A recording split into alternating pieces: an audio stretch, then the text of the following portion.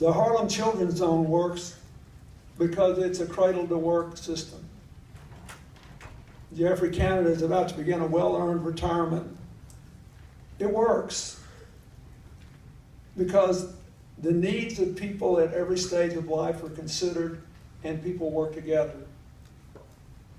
A few years ago, when Nevada instituted a new rating system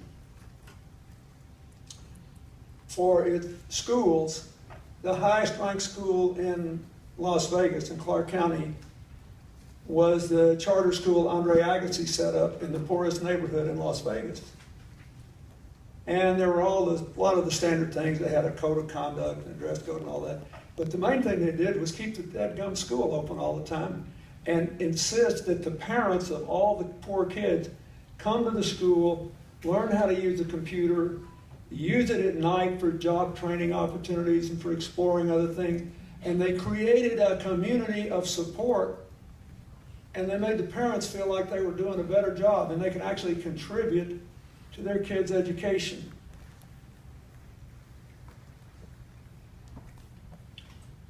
Charles Schultz just announced that Howard Schultz, that Starbucks is going to start a big education benefit for all of its entry-level employees. Now, 20 years ago, he was giving Starbucks employees health care. And he said, it's simple, it cost me $1,500 to train an employee. The average employee at a fast food place stays 9 months. Mine stay almost 2 years, and I can buy them health insurance for $1,100. It's actually good economics as well as a humane and decent thing to do. So now he's become the first really mass food employer to offer these education benefits. Culture matters. I think it matters in a lot of other places. This is a Shinola watch made in Detroit. The only place in America ever to use Swiss Watch Works. That's the only imported part of the watch, and they put them together there. I just recently toured the production facilities. The woman running the second production line was a inner city Detroit native who, when the building where the factory is was vacant, got a job as a security guard watching an empty building. So then she took a job there, and the president of the company said she turned out to be a genius at this, and everybody follows her lead, and she's running this. There was a structure of training and preparation to unlock the native potential. I also think culture matters in other ways. One of the things that I regret is that corporate law is no longer taught or practiced in the way it was in the dark ages when I went to law school. When I went to law school, we were taught that corporations were creatures of the state. We now know they're individuals with constitutional rights.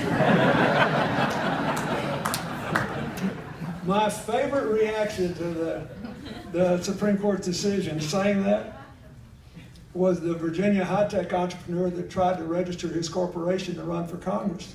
He said, after all, you can't affect the votes very much, so the main thing a congressman does is casework, and my corporation will be the first member of Congress in history to literally give 24/7 casework support.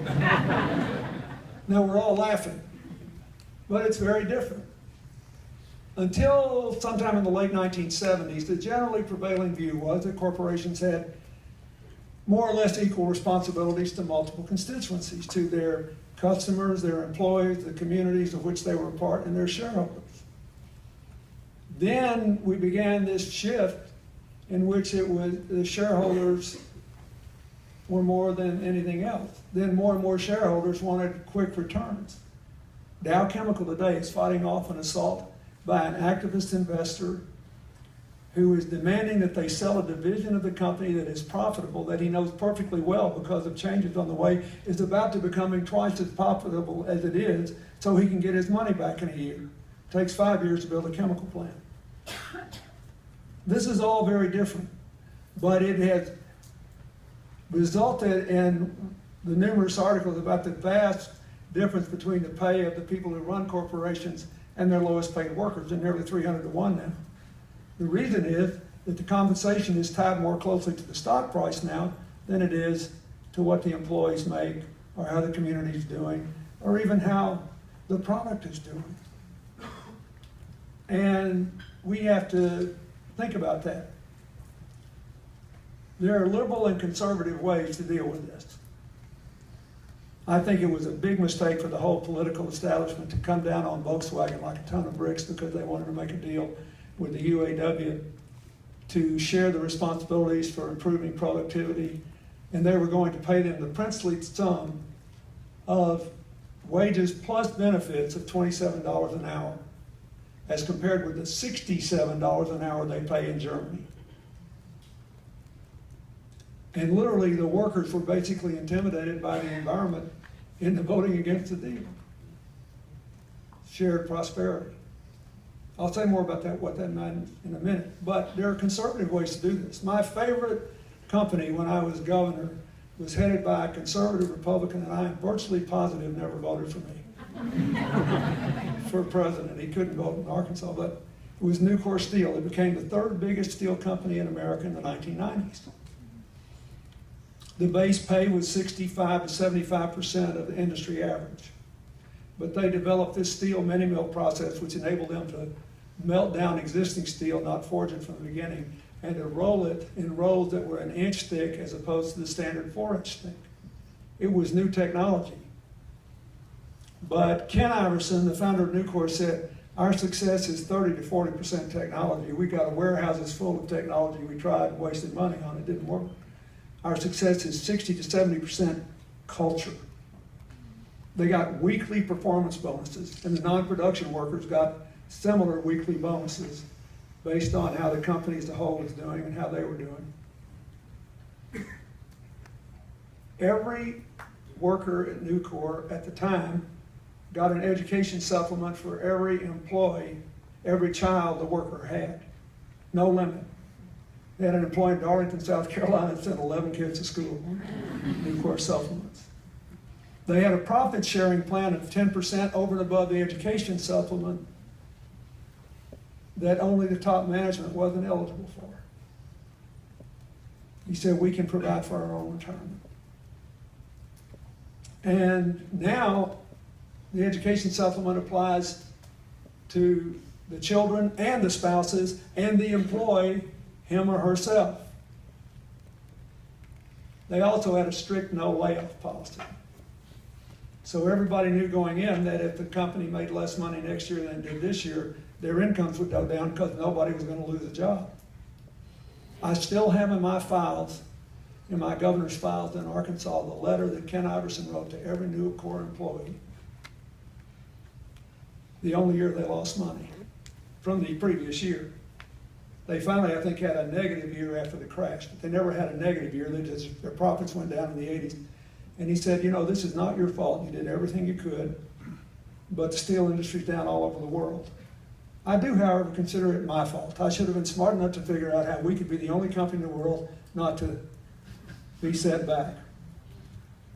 Because we have a no layoff policy, your income's going to go down 20 to 25%. But whatever it is, I'm going to cut my pay triple that. And there was this big article in Fortune magazine about how he had become by far the lowest paid Fortune 500 company executive in America. He wore it like a badge of honor. He said, culture is the secret of our success. That too is a part of where we're going. Because I think that it is folly to believe that we can get rid of poverty just by increasing the capacity of poor people. I do think it's one of those if we build it, they will come deals. I think it will matter, but I also think we got to create more jobs. and more opportunities for people to fill them. So that brings me to my next point. Government has a significant role to play in all this, and it has to play it. For example, I mixed up my notes. For example, nearly everybody takes it for granted that the GI Bill was a good thing, right? Now we talk about it as the student loan debt. And we should be talking about the high dropout rate in college. I thought the Washington Post had a very good article the other day, editorial, after the defeat of the proposal to enact the Buffett tax and use it to lower interest rates. The Post said we'd be better, it's okay, but he said we'd be better off consolidating all these loan programs and giving everybody a complete income contingent option.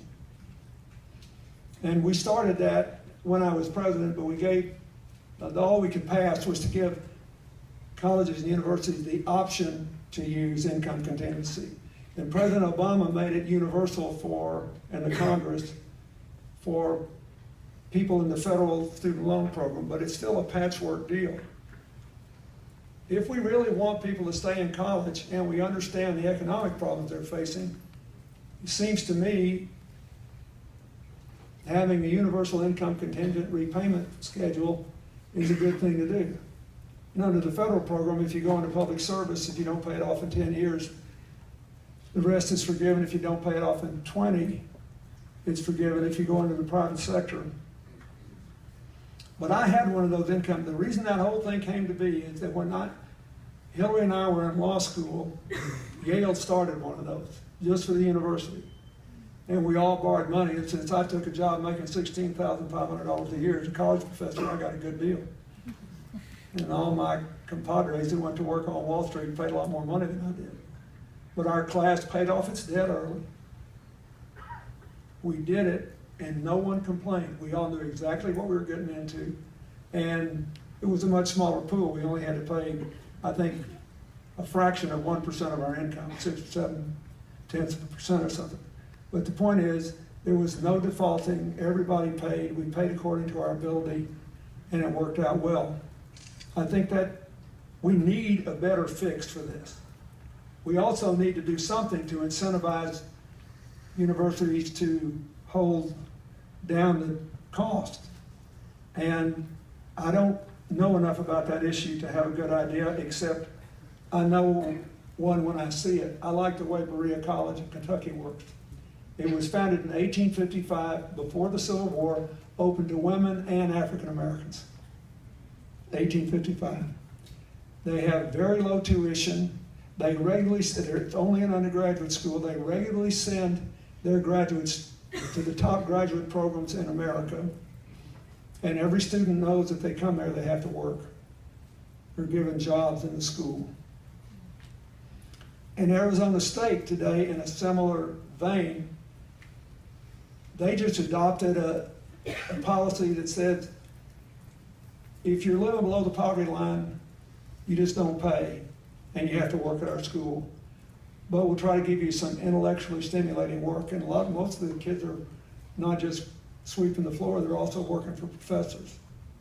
Then if you're a little bit above the poverty line, you may have to pay for books, but they forgive you tuition.